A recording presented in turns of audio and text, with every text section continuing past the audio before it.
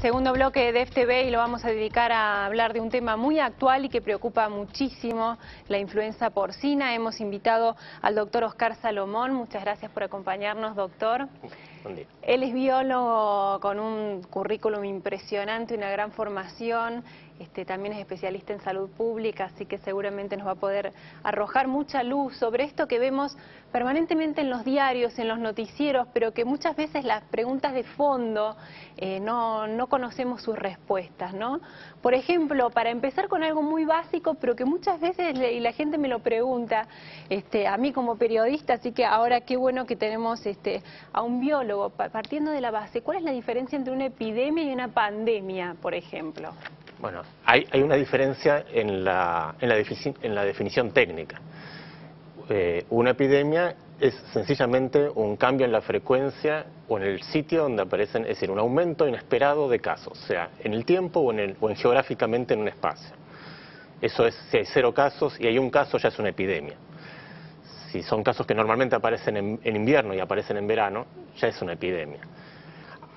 Y pandemia es cuando esa epidemia es generalizada en varias regiones del mundo, es decir, literalmente sería en todo el mundo, pero sabemos que eso no ocurre, es en varias regiones del mundo. ¿Cuántas regiones más o menos debería abarcar como para que ya se pueda calificar como pandemia? Bueno, se puede empezar a hablar de pandemia cuando hay 2 o 3 regiones, que es de alguna forma en este momento lo que se hizo famoso como nivel 6 del plan de respuesta a epidemias y pandemias de Organización Mundial de la Salud, ¿no? Que es cuando más de una región de las que define Organización Mundial de la Salud está con transmisión humana, se habla de pandemia. Ahora, también hay que reconocer que las palabras tienen, desde el nivel técnico hasta la recepción por la población, tienen distinto valor y significado. Entonces, de pronto, la palabra epidemia o la palabra pandemia pueden asustar mucho, aunque no implican ninguna letalidad. Claro. Podemos tener una pandemia de piojos en la cabeza sin que por eso se esté tirando la gente al mar. Entonces, bueno, me interesa eso que está diciendo sobre el tema de las palabras, que no es menor, sobre todo cuando ocurre con algo que genera tanto miedo y psicosis alrededor, ¿no? Y pienso también la discusión que hay sobre la propia denominación de la enfermedad, ¿no? Los productores de cerdo diciendo que no debería llamarse influenza porcina y quienes quieren cambiarle el nombre a influenza mexicana. Por supuesto, las autoridades mexicanas también se niegan a que se use esta denominación.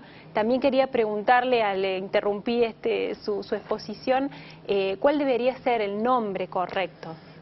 El nombre que hoy tiene Organización Mundial de la Salud, y lo aceptó ya como nombre, es influenza A H1N1. No le agregó ningún apellido, nadie se siente ofendido por eso. No sé qué hubiese pasado en otras regiones del mundo si seguiría el nombre, porque por supuesto siempre hay factores económicos y políticos en la definición. Tampoco se aceptó influenza norteamericana. Entonces, el nombre hoy que lo vamos a poner es influenza H1N1, pero en algún momento se habló tuvimos ya la influenza de Hong Kong y tuvimos otras en otros momentos de este sistema alarma.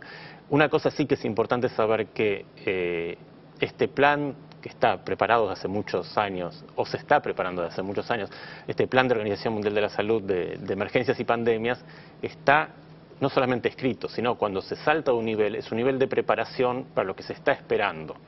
Claro. No significa, se disparan mecanismos de protección cuando ya se superó determinado nivel. Entonces, no es que el mundo haya llegado a un nivel, sino que nos preparamos para el próximo nivel para ver si podemos mitigar el efecto. Claro. Y una cosa es, en todo el trabajo de epidemias es siempre trabajar con asesinos seriales. Entonces, en la medida que conocemos más el patrón del asesino, es mucho más fácil de saber cuál va a ser el camino que va a seguir. Una cosa hoy sería, si tenemos un nuevo asesino y decimos, persigue a todos los hombres de la ciudad de Buenos Aires y hay que proteger a todos, o se dice solamente a los que tienen barba canosa en un estudio de televisión y entonces me protegen a mí, pero no hace falta proteger a los demás. ¿Hay una variación, una mutación en el virus que haga pensar que ese asesino puede ir cambiando, por ejemplo, sus características? Indudablemente estamos en el escenario tan temido estos virus que combinan partes, cuando están en algún animal combinan parte de influencias, de distintas influencias, inclusive la humana, y en algún momento saltan la barrera animal-humana y empiezan a transmitirse de humano a humano. Digamos, que también, y aquí viene el gran tema de las pandemias y de esta sensación de apocalipsis, porque nos vienen muchísimas enfermedades, los factores ambientales y los factores climáticos lo que hacen es distribuir una enorme cantidad de proyectiles y armas. Pero lo que las cargan y las disparan es el comportamiento humano. Entonces, si en los 40 hubo un salto, por ejemplo, de una de las hipótesis que se maneja, de un virus de mono a ser el virus de inmunodeficiencia humana en África, es probable que eso haya pasado antes y que siga pasando ahora. El problema es cuando, el problema sanitario, es cuando la descolonización permite una gran migración de población, a su vez aparecen el transporte y el intercambio de bienes, servicios y humanos que hay en este momento en el mundo, que es un mundo globalizado, y en este momento un Airbus está transportando lo mismo que una aldea medieval en 24 horas de una punta a la otra del mundo. Doctor, y nos queda una última pregunta y voy a juntar dos en una en realidad.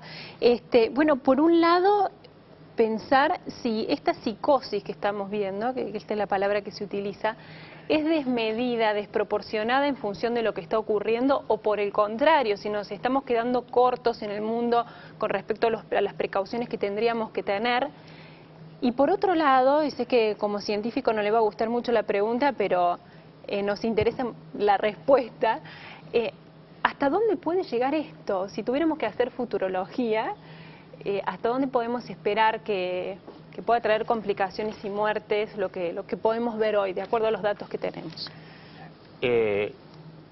No hay psicosis, es decir, no hay psicosis. Se están disparando los sistemas de alarma. Como en todos estos temas, hace falta capacidad técnica y decisión política para sostenerla. Son difíciles, se están imaginando los peores escenarios y esos sistemas de alarma se manejan con esos peores escenarios hasta que sepamos un poco más del virus.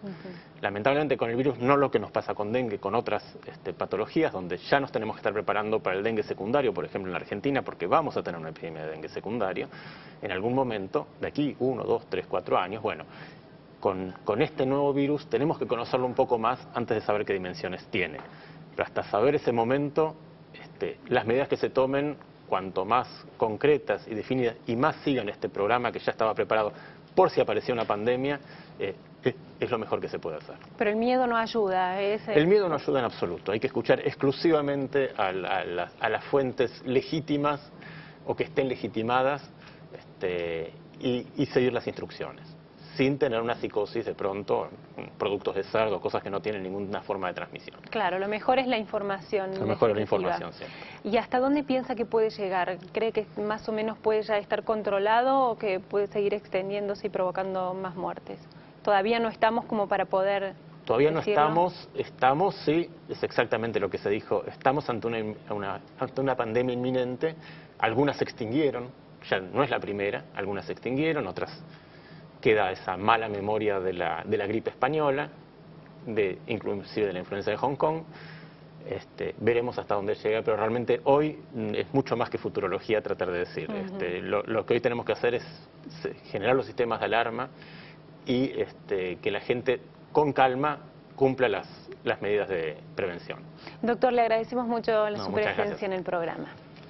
Nos vamos a la pausa. Cuando volvamos, el recuerdo de una tragedia, Chernobyl.